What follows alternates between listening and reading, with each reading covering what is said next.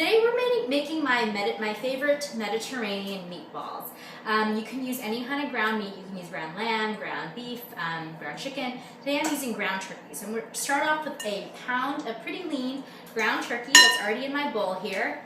To this I'm going to add some chopped basil. This is about a half cup of chopped basil. So really you can use any herbs, chopped dill, chopped parsley, chopped cilantro, anything will work. But this is what I had in my fridge and it was going to spoil soon, so I wanted to get rid of it. So it's already been chopped up. I'm gonna go ahead and put it in there. The next thing I'm gonna do is I'm gonna squeeze in 1 tablespoon of tomato paste. Tomato paste is now coming in these tube forms, which are great because oftentimes you would open a can and it would spoil before you could get to it again. So look for it in your supermarket. I'm sure that your supermarket has it by now. Next thing I'm gonna do is I'm gonna put in about a half of a red onion all diced up. Then I'm going to go ahead and put in about a tablespoon of crushed garlic. You can use fresh garlic, but sometimes I'm a little bit lazy and it's just easy to scoop out the stuff that's already been mashed up for you. So a tablespoon of that. I've got some oregano here. I'm going to put in about a teaspoon of oregano. There we go. This is half a cup of panko crumbs. Panko crumbs are a Japanese breadcrumb, and this is going to help keep this all binded and together. Gonna go ahead and crack an egg into this.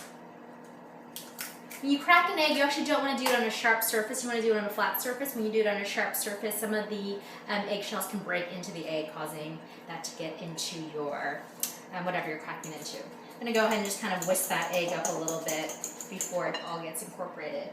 And then I've got about a 1/4 cup of chopped sun-dried tomatoes. These sun-dried tomatoes were in oil, and I'm okay with that just because the turkey meat is so lean that just a little bit of oil is fine. Let's go ahead and sprinkle some salt in there. I've got just a little bit of pepper. I'm gonna just give it a little pepper shake. And I'm just gonna now mash all of these things together. I'm using a fork here. You can use a wooden spoon, you can use your hands, whatever is most preferable for you. And this is actually something that's probably pretty fun for a child to do. So if you have a child that likes to help in the kitchen, you're trying to get them to be a little bit more adventurous in the kitchen, this is a great activity for them. So this is what the chicken mixture looks like.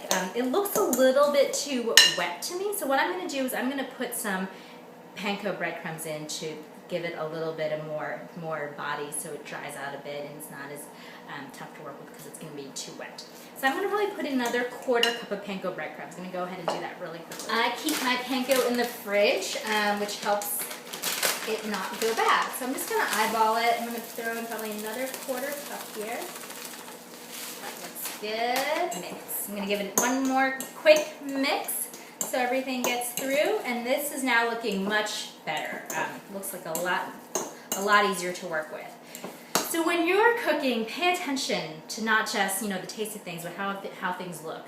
Clearly recipes are there to guide you, and they're usually quite good, but oftentimes you do have to use a little bit of your senses and intuition, and so in that case, typically my recipe would call for half cup of panko, but sometimes different, the ground meat might be of a different texture or a different kind of cut. And that is when you just need to do a little bit of your own troubleshooting. So now we're going to go ahead and get our meatballs all rolled up. And the trick here is to have a bowl of water next to you.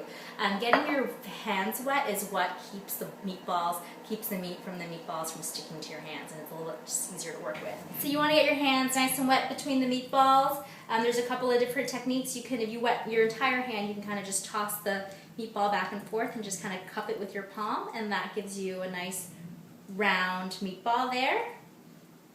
Or you can use your fingertips and just kind of use your fingertips to shape the meatball. I find that to be a little bit harder. It's not as easy, so I usually kind of just use the full palm method. Alright, so we are now all ready to get our meatballs seared up, and then I'm going to put them in the oven. The oven has been preheating at 375.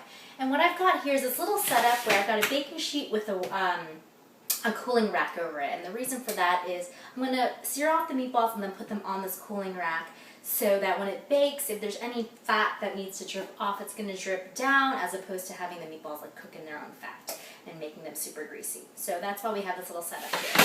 So I'm going to go ahead, this pan is nice and hot, it's been heating up over about medium-high heat. I'm going to put a little bit of olive oil in here. Olive oil, vegetable, canola oil, grapeseed, all are fine options. All right, so we're gonna get our first batch of meatballs in here. We're probably not gonna be able to fit this entire batch into this pan. We'll probably have to do two batches. You want the meatballs to be spaced kind of far apart, otherwise you're not gonna get a nice sear on them. So we're gonna get our meatballs seared about 2 minutes on this side, and then we're gonna go ahead and flip them over and get them seared for another 2-3 minutes on the other side. Then we'll move them onto our cooling rack and start the second batch. All right, folks, so these meatballs are nice and golden, all nice and seared up. We are going to put them in the oven at 375 for about 12 to 15 minutes. All right, folks, so the meatballs are out of the oven. They are juicy and tender. They're gonna be super tasty. I'm gonna slice them in half, and I'm gonna put them in these pita wraps of mine. I hope you enjoyed the meatball trick, and I hope you end up making this recipe soon in your own kitchen. Thanks for joining us today. We're always looking to make your life happier, simpler, and smarter in the kitchen.